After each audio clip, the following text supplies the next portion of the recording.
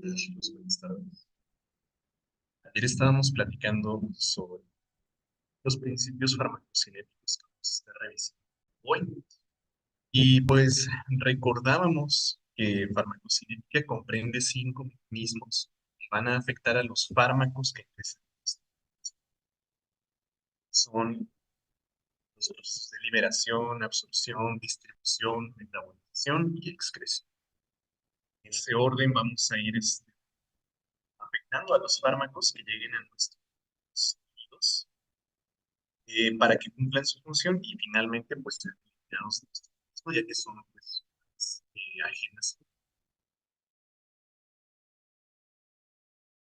Entonces pues hablábamos ayer sobre el término de liberación fármaco. Pues que la liberación de un fármaco era separarlo de su transportador, ya sea un excipiente o un vehículo. ¿Sí? Hablábamos, por ejemplo, de una cápsula que tuviera un sistema oleoso, ¿no?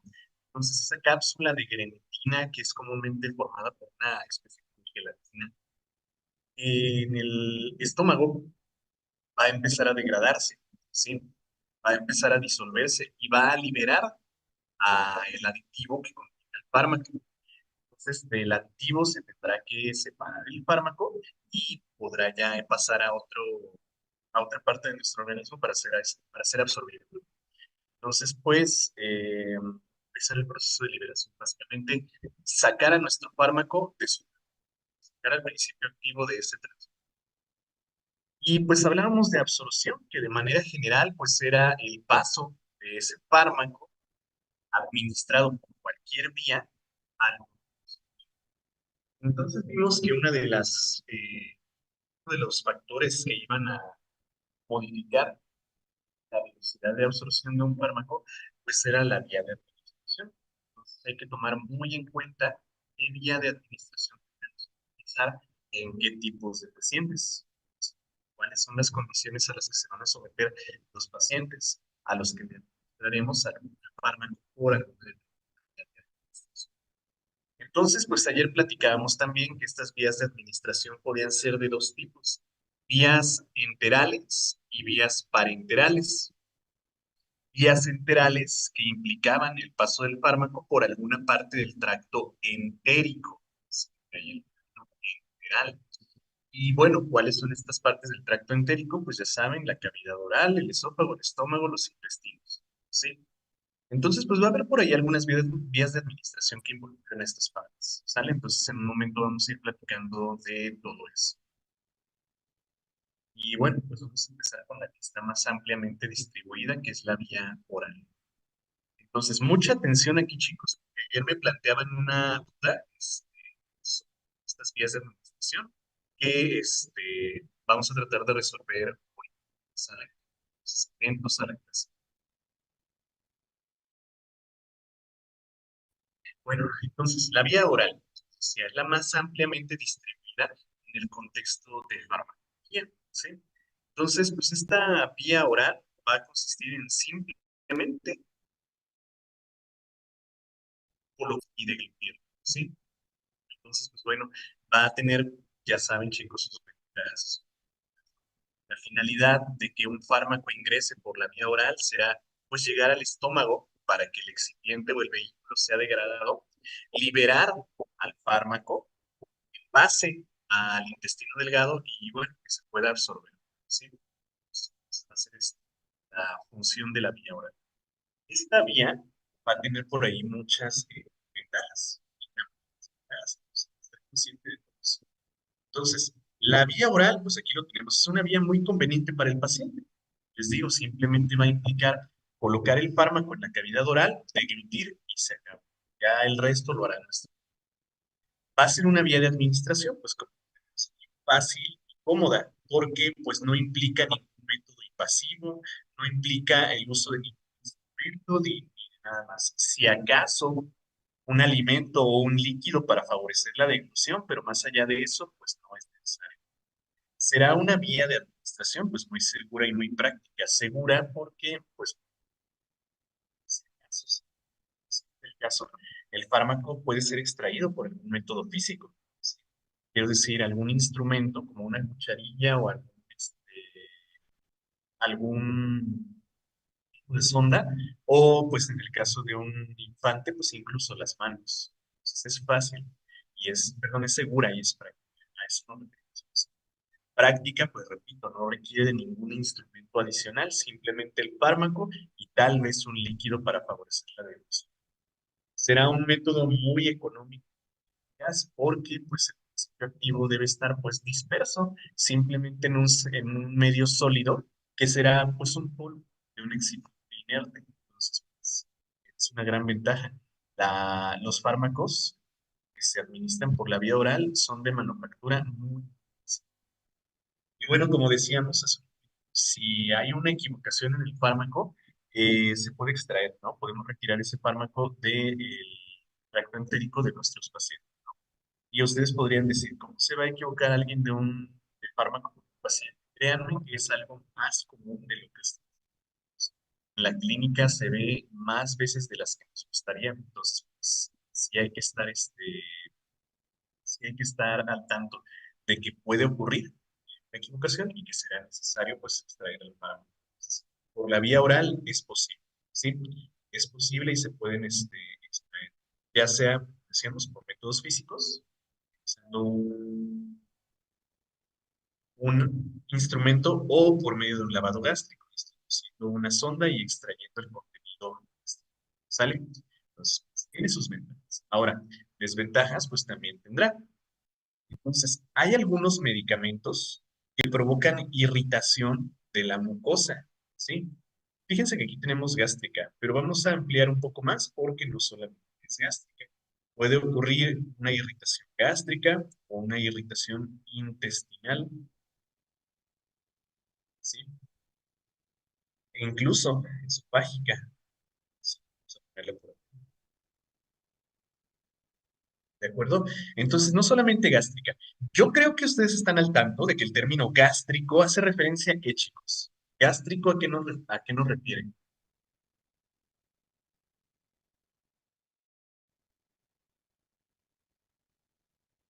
Al estómago, exactamente, sí. Entonces, hay que tener mucho cuidado con los términos. Pueden provocar irritación gástrica, sí, del estómago, esofágica, del esófago, perdón, intestinal, del intestino delgado o el intestino grueso. Entonces, hay algunos medicamentos que pueden causar este tipo de condiciones, ¿sí? Fármacos que son irritantes, pues mejor vamos a administrarlo por otra vía de administración, ¿sí? La vía oral no será la indicada para este tipo de fármacos. ¿Y qué fármacos son los que causan este tipo de irritación? Principalmente antibióticos, antibióticos y antiinflamatorios no esteroideos. ¿Sí? Entonces, hay muchos medicamentos más, pero ¿cómo decirlo? Los más contraindicados son estos antibióticos y antiinflamatorios no esteroideos. Van a provocar una irritación de la mucosa esofágica, mucosa gástrica y mucosa intestinal. ¿Cómo podría pasar la irritación del esófago si el esófago tiene peristalsis? Bueno, hay veces que el paciente toma el fármaco así como va, sin ningún tipo de líquido ni alimento que empuje, que produce. Y hay muchas veces que se queda ahí atorado en el esófago. Entonces ahí está liberando y ahí se está distribuyendo. Entonces, si se trata de un antibiótico o un antiinflamatorio no esteroideo, o sea, la irritación de la mucosa esofágica. En el jugo gástrico o la cuestión del jugo gástrico, recuerden que en el estómago hay una capa de mucinas, precisamente de ese jugo gástrico, ¿verdad? Pero resulta que estos antibióticos, estos antiinflamatorios no esteroideos son liposolubles y pueden atravesar esa capa de mucinas, causando pues irritación en la mucosa gástrica. El duodeno también está cubierto de esa capa de mucinas, pero el yeyuno y el ilion ya no. Entonces, pues ahí en este caso, pues también van a estar causando irritación, ¿no?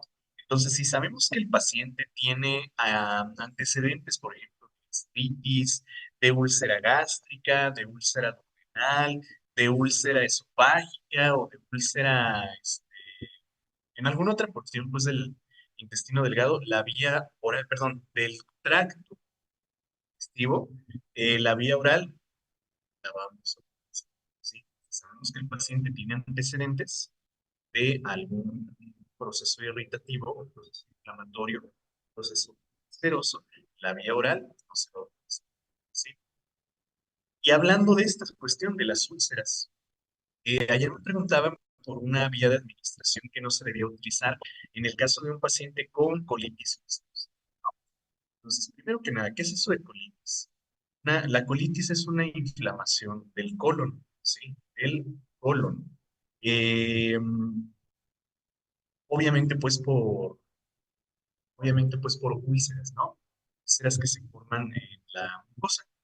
Entonces, en este caso nos ponían, ¿qué vía de administración está contraindicada para este paciente? Bueno, hay que tomar en cuenta, miren, vamos a regresar aquí. Bueno, no, a ver, voy a quitar un momento esta presentación. Vamos a poner un panorama general del tubo digestivo para ver cómo es el recorrido que va a hacer este fármaco a través de este digestivo y ver precisamente qué pasa eso de las úlceras. Ya voy, chicos.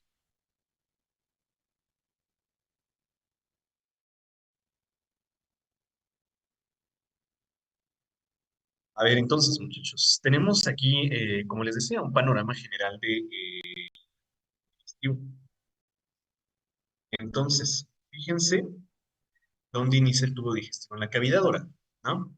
Tiene que atravesar el esófago, luego va a pasar por el estómago, luego 7 metros de intestino delgado, ¿sí? Luego al ciego y finalmente va a pasar al colon, ¿sí? Esto.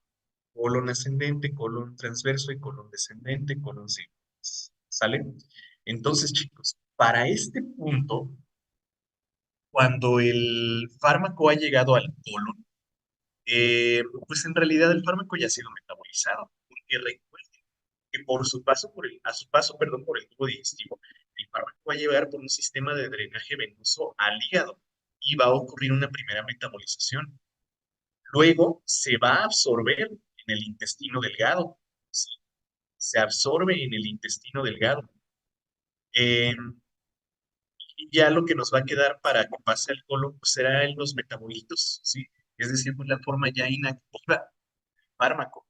Entonces, en un paciente con colitis ulcerosa, utilizar la vía oral, sí, sí, no habrá mayor problema ahí, ¿sí? No, no, va a llegar un fármaco aquí de su forma íntegra.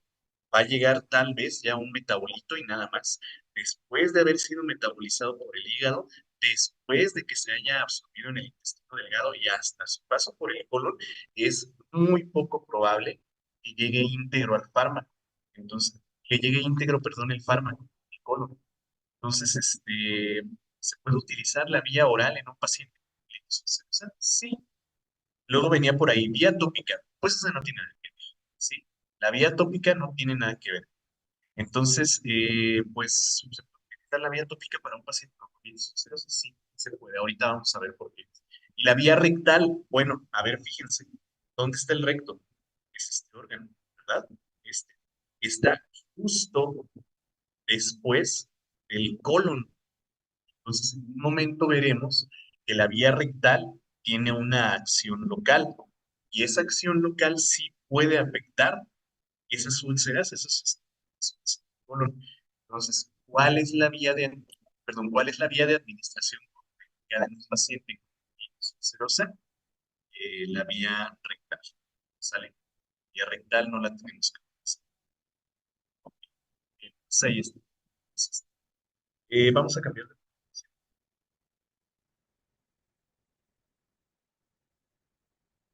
para continuar con esto de la vía oral. Entonces, chicos, no sé si ya quedó un poquito más claro esa duda que tenía sobre la nota del examen y ya saben que sí, muy bien. Bueno, entonces esta era una de las principales desventajas, ¿no? Que hay medicamentos que causan una irritación gástrica, una irritación esofágica o una irritación duodenal, pero pues ya a nivel del intestino grueso, ese fármaco ya ha sido metabolizado, ya ha sido absorbido, ya no va a tener esa característica de causar irritación.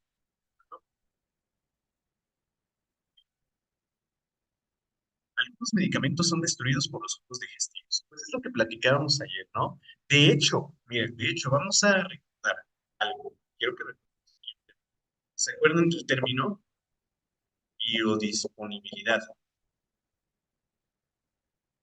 ¿Sí? Biodisponibilidad. Entonces, biodisponibilidad nos hace referencia a la cantidad de fármaco que llega íntegro, ¿sí? A su sitio de acción para causar su acción farmacológica, ¿sí? Entonces, chicos,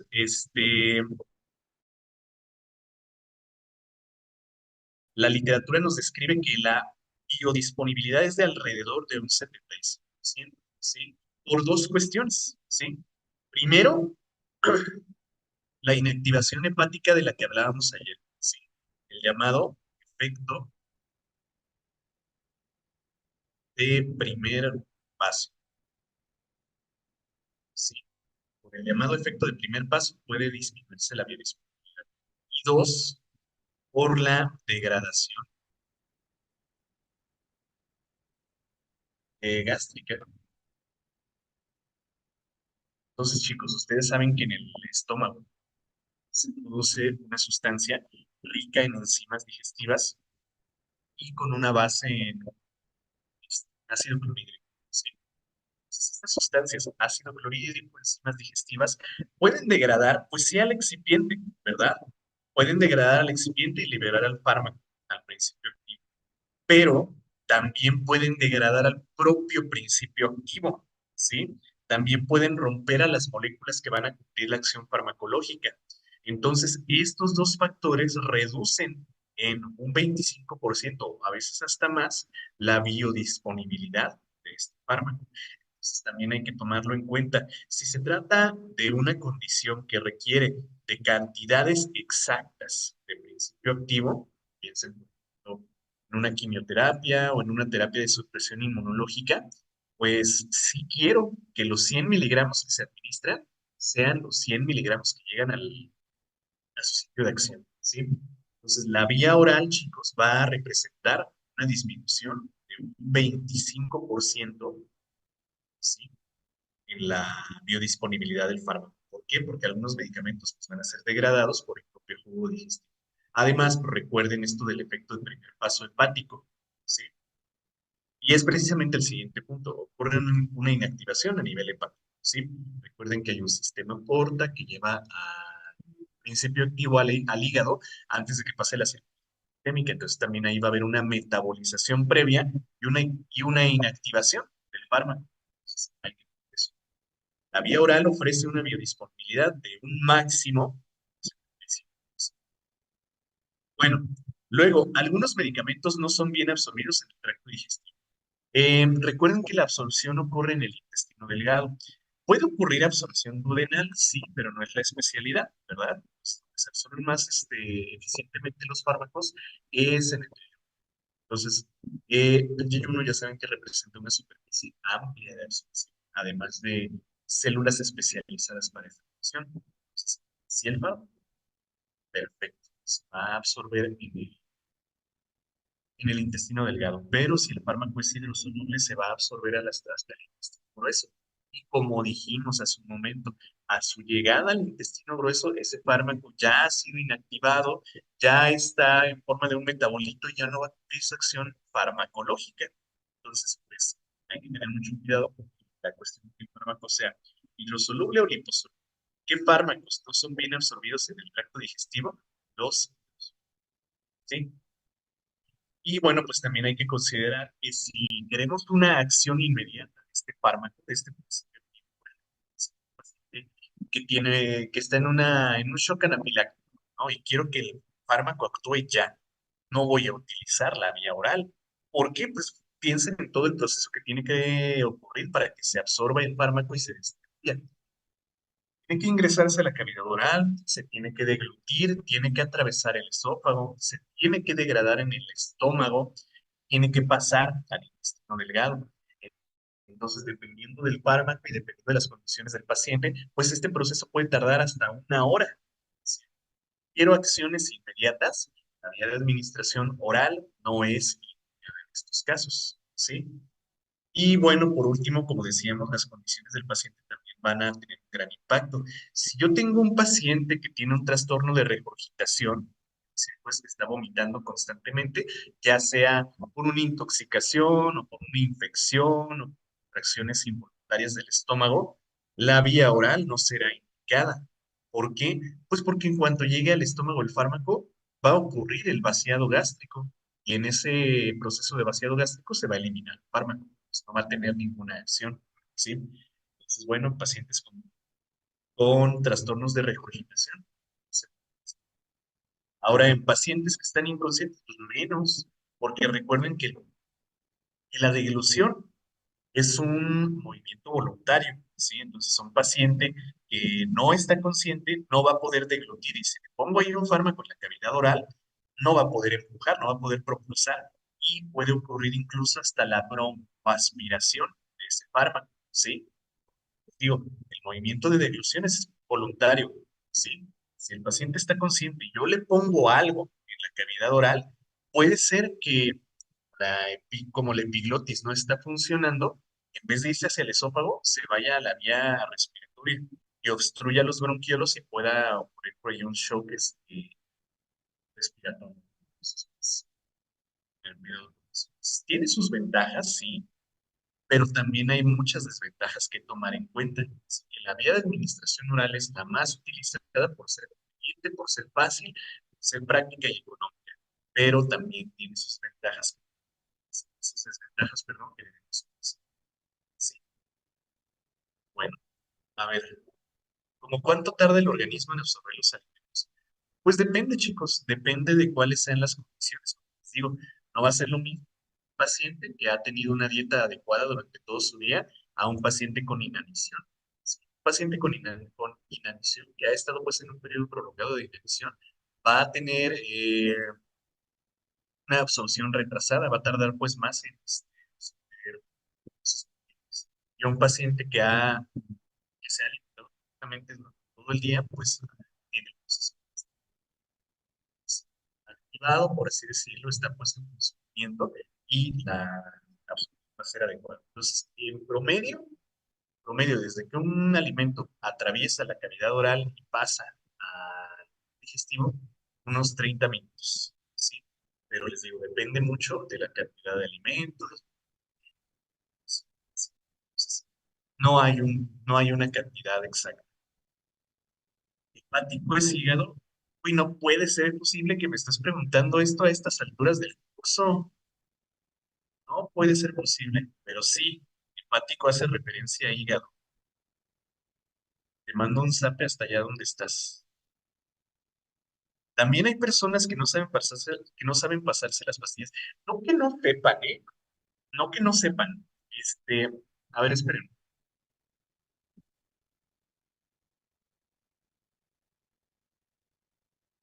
No es que no sepan eludir, es que tienen un trastorno de ejecución.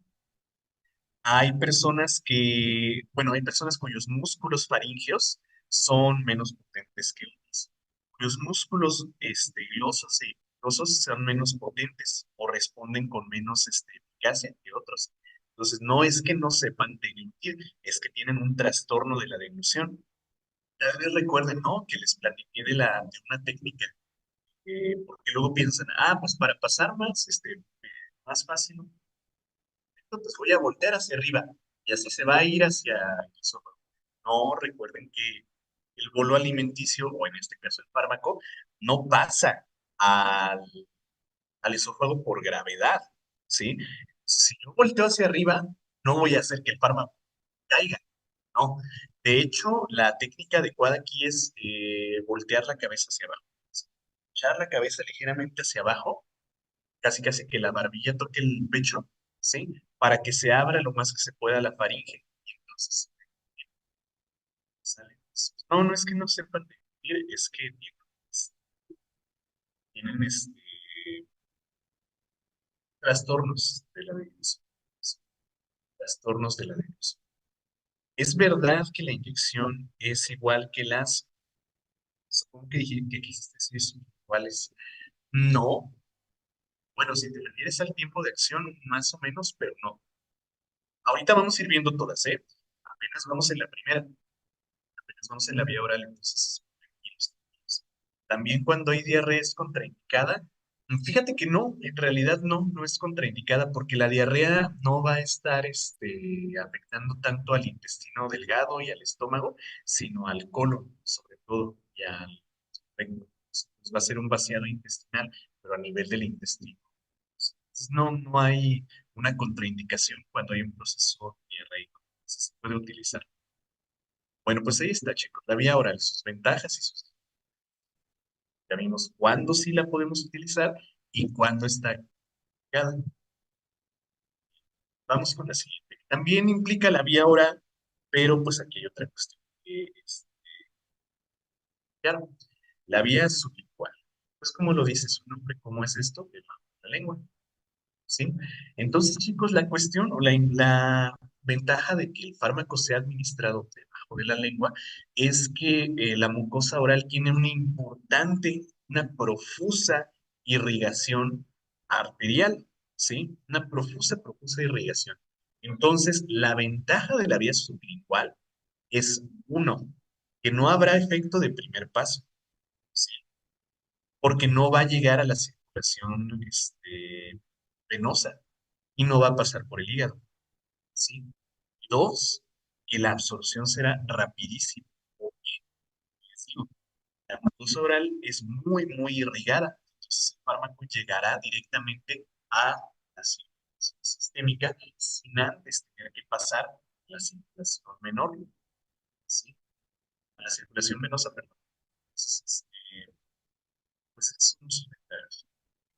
Ventajas fácil administración. Pues consiste simplemente en mantener el fármaco debajo de la lengua. No hay problema ahí, a menos pues que se trate de un infante o de un neonato que no tendrá la conciencia para mantener el fármaco debajo de su lengua, ¿verdad? Un adulto sano perfectamente puede mantener un minuto un fármaco debajo de su lengua.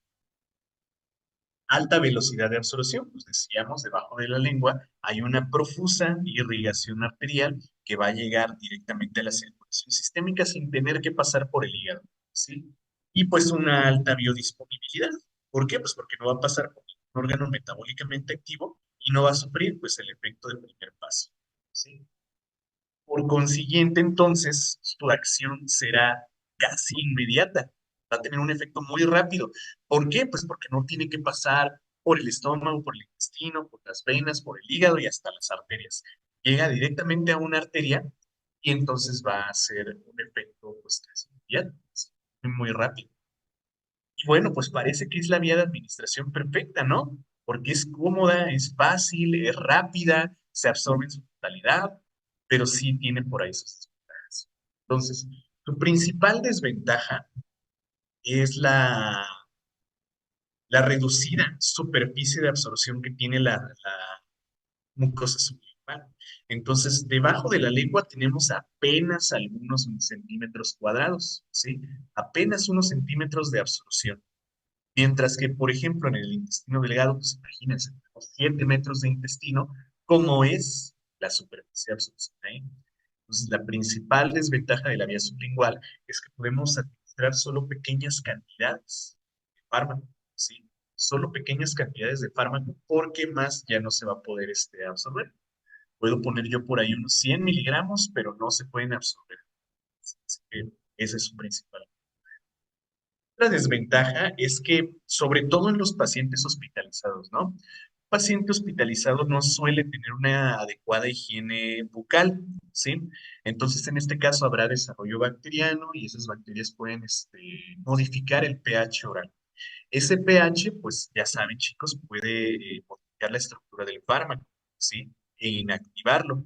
Entonces, si es el caso, puede ocurrir que no por metabolización, pero sí por una degradación, que el fármaco se inactive y no tenga su acción. Y bueno, pues como ya lo platicamos, siendo una mucosa, pues, igual, fármacos que sean irritantes, pues van a irritar a esa mucosa, ¿vale? Entonces, pues hay que tener mucho cuidado con eso. Entonces, pues la vía sublingual parece la vía de absorción perfecta, pero pues por ahí tiene sus dificultades, ¿sale?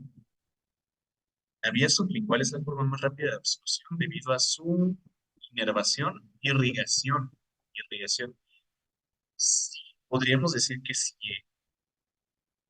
porque, bueno, ahorita vamos a platicar de otras vías, pero sí, es muy rápida, muy rápida porque va directamente a un sistema arterial bastante profuso, ¿sí? Recuerden que por el cuello suben dos arterias, la carótida común derecha y carótida común izquierda, que son de calibre considerable, ¿eh? De un calibre bastante considerable. Entonces, sus primeras ramificaciones son pues, precisamente las arterias puntuales. Arterias de gran calibre, muy superficiales, ¿sí? Para, para una rápida absorción. Sí, es muy buena. ¿Cuál sería la forma contraindicada para esto? Pues todas las que están acá, entonces, eso. ¿Cuándo no la tenemos que utilizar? Pues, grandes cantidades de fármaco. Cuando el paciente no tiene una adecuada higiene oral y cuando el fármaco se le... Pues me preguntan esto, chicos. Es lo que estamos viendo. A ver, véanlo así. Ventajas son indicaciones y desventajas son contraindicaciones. ¿Me puedo poner ibuprofeno abajo de la lengua para los cólicos? No. O sea, sí, pues, pero no. Imagínate que te pones una cápsula de 500 perdón, una tableta de 500 miligramos. 500 miligramos. Y la superficie de absorción de la mucosa sublingual te va a permitir absorber máximo 10 miligramos. Va a llegar rapidísimo el ibuprofeno, sí, pero en cantidades adecuadas. Entonces, ¿te va a servir de algo? No, no, y además, pues no es recomendable porque, como les decía, el ibuprofeno es un antiinflamatorio no esteroideo. Y estos antiinflamatorios no esteroideos recuerda que suelen causar irritaciones en la mucosa. Entonces, no es adecuado. Uno, porque va a causar irritación de la mucosa. Tal vez tú ni sientas, pero tu mucosa se va a ver afectada. Y dos, pues no importa que te pongas 20 tabletas, vas a poder ahí absorber apenas pequeña proporción, un pequeñísimo porcentaje. Entonces, no se menos debajo de la lengua. Más bien toma un tratamiento profiláctico. O sea, cuando tú sepas que va a llegar el periodo menstrual, pues empieza a tomar más bien antiespasmódicos, ¿sí? Antiespasmódicos, porque un antiinflamatorio de nada te va a servir contra los cólicos, pues a lo que le llaman cólicos. ¿Qué es eso de un cólico? Una contracción involuntaria del miometrio, ¿sí? Entonces, si te tomas un antiinflamatorio, no hay inflamación, ¿verdad? Va a bloquear por ahí la síntesis de las citoxinas y las prostaglandinas para bloquear el dolor, sí, pero lo mejor es tomar un antiespasmódico. Entonces, no, antiinflamatorios para cólicos, no. Ketorolaco, no, tampoco. O sea, sí ese sí se va a absorber bien, sí, ese sí. Pero mejor te digo, toma un antiespasmódico.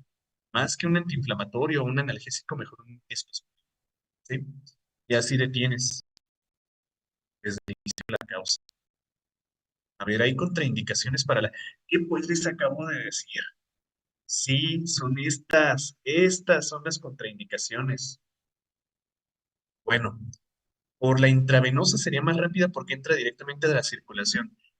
Eso podríamos pensar eso, pero ahorita vamos a platicar, ¿sí? Vamos a platicar. Podríamos pensar eh, que nos dan datos diferentes. Ahorita vamos a ir a la vía intravenosa y vas a ver por qué te digo que no es tan rápido. Ok. Este, a ver, me dicen por acá. Yo tomo iosina. Ah, ándale, es así. La iosina sería perfecta porque la iosina es un antiespasmódico. Sí. Entonces, pues sí, se suele indicar la iosina para disminuir la potencia de las contracciones. Ojo, no para detenerlas, porque las contracciones por algo tienen que ocurrir, simplemente disminuye la potencia, ¿sale? Entonces sí, la iosina es una excelente alternativa en este caso. Entonces, no tomes ibuprofeno, no tomes ketorolaco, la iosina es mucho mejor precisamente por la cuestión de las de los espasmos. ¿Sale? Bueno, vamos con la siguiente y la última de las vías enterales, que es la vía rectal.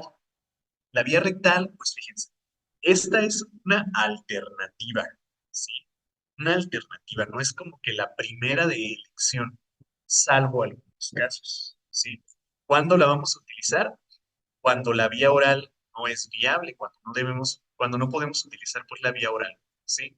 Entonces, ¿cuándo no debemos utilizar la vía oral? Pues cuando el paciente está inconsciente, cuando el paciente tiene vómitos, cuando no es posible pues la deglución del fármaco, ¿sí? Un paciente que está intubado, etcétera, etcétera, ¿sale? Entonces, ¿qué ventajas tiene la vía rectal? Pues que el recto es un órgano muscular, ¿sí? Un órgano muscular. Siendo así, tendrá una profusa vascularización arterial. Entonces, el fármaco va a llegar directamente a la circulación sistémica sin tener que pasar por el sistema porta hepático del que hablábamos hace un momento. No va a haber efecto de primer paso, ¿sí? Entonces va a llegar a la circulación sistémica, pues, relativamente rápido, no tan rápido como por la vía sublingual, pero va a llegar rápido, ¿no? Entonces, bueno, su ventaja, su función es muy rápida debido a la profusa vascularización de la mucosa rectal. Vamos a poner aquí otra ventaja que se puede poner, ¿sí? Que es que se pueden absorber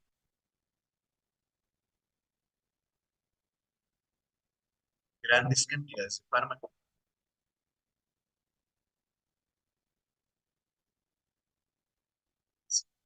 Se pueden absorber grandes cantidades del fármaco administrado, ¿perdón? Entonces, si yo pongo 500 miligramos del fármaco, bueno, la mucosa rectal es bastante profusa, entonces sí se puede absorber una buena cantidad. Entonces, fíjense, repito, la vía rectal no es como que nuestra primera alternativa siempre, ¿verdad? Esta la vamos a utilizar cuando la vía de administración no es viable, ¿sí? O cuando yo quiero efectos locales, ¿sí?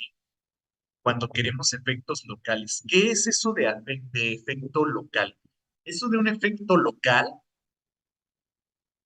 es que va a actuar ahí donde está, de ahí donde lo pusimos. ¿Sí? Por ejemplo, local, cuando yo me pongo no sé, un anestésico intramuscular en el brazo y su acción es local, bueno, se me va a dormir solo el brazo.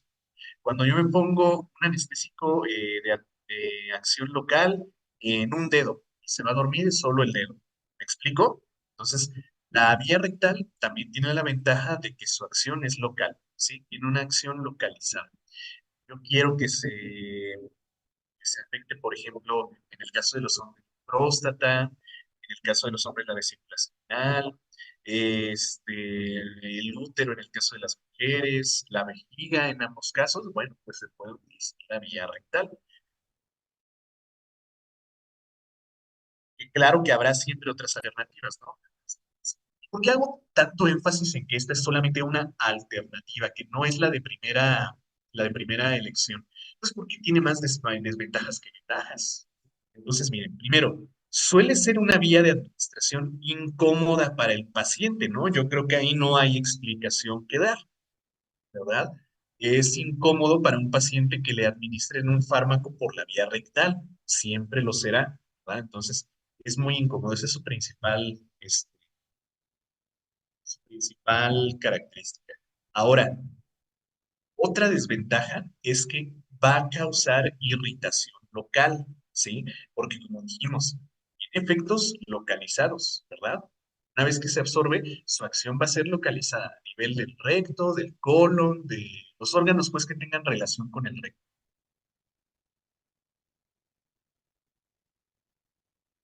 Así que ya ven que que al inicio me preguntaban, a ver, dice, venía en la UAMX y en la Naval. ¿Te vas conectando, verdad, mi hermano? Te acabas de conectar, hijo. Pues ya lo explicamos hace como media hora. Pero bueno, vamos a explicarlo otra vez. Este, puede causar irritación local. Entonces, en esa pregunta en la que les ponían un paciente con colitis ulcerosa, ¿sí? ¿Yo puedo utilizar la vía rectal? No, porque causa una irritación. Bueno, va a causar pues una acción local. Y entre esa acción Pues una irritación, ¿no? También una irritación. Entonces, en esa pregunta, ¿cuál es la vía de administración contraindicada en un paciente con colitis ulcerosa? La vía rectal. No la vamos a utilizar porque si se trata de un fármaco irritante, un antibiótico, un antiinflamatorio no esteroideo, puede causar la irritación de la mucosa rectal. ¿De acuerdo? Entonces, pues, para que ya no quede duda con esa pregunta, para que no quede duda con esa pregunta, es rectal. Si era esa, sí, si era esa. Exacto. ¿Ya queda claro? Yo sé que sí. Ahora, bueno, pues ya ven que hace ratito me decían, y la vía oral, la voy a utilizar, o bueno, la voy a descartar cuando el paciente tiene diarrea. No, no, un proceso diarreico no va a afectar la absorción por la vía oral. Ahora, en esta, la vía rectal, pues claro que sí. En un paciente con un proceso diarreico no vamos a utilizar la vía rectal. ¿Por qué? Pues porque va en el órgano excretor, ¿sí? El órgano que va a causar las contracciones para expulsar, o sea, las dan al fármaco, ¿no? Entonces, pues, no lo voy a utilizar en un paciente, obviamente, vean, ¿verdad? Y otra desventaja, no tanto que sea desventaja de la propia vía de administración, sino que más bien se puede deber a un error humano, ¿sí? La superficie de absorción se puede ver limitada por presencia de materia fecal, porque luego la administración del fármaco, o sea, de la forma farmacéutica, la vía rectal no es la adecuada y una técnica para poder ingresar el supositorio, en este caso esa forma farmacéutica, al recto, ¿sí? Entonces, tienen que hacer una técnica que garantice el contacto del fármaco con la mucosa, porque si nada más se pone así como va, como si fuera un botón que van a presionar y ya, pues puede pasar que el paciente tenga por ahí materia fecal, recto, y que el fármaco quede inmerso, ¿sí? Que quede inmerso en en ese bolo fecal y que se va a absorber entonces nada. Entonces sí hay que asegurarse que el fármaco quede pues precisamente en contacto con la mucosa rectal. Si no es el caso, pues no, se va a absorber. ¿Sale? Entonces, bueno, ya queda clara entonces la respuesta de esa pregunta que tuvieron en su examen de Torruca y de la Naval. Ya está perfectamente claro cuál es la vía de administración contraindicada en un paciente con colitis ulcerosa y por qué. Sí, chicos. A ver, me dicen por acá. Se podría decir que del duodeno para abajo la vía de administración contraindicada sería, dejará de ser oral y pasará a ser rectal, más bien del ileón, ¿sí? O sea, cuando se atraviesa la válvula ileocecal, ¿sí? Cuando se atraviesa la válvula ileocecal, ya hay mejor no utilizar la vía oral, es más bien la rectal. Se me hace raro que todavía en el recto se absorban cosas. Sí, es que mira, recuerda, como te decía, vamos a recordar también un poquito. El recto es un órgano muscular, miren, vamos a verlo por, por aquí, miren, ¿sí? Es un órgano muscular, o sea, evidentemente muscular.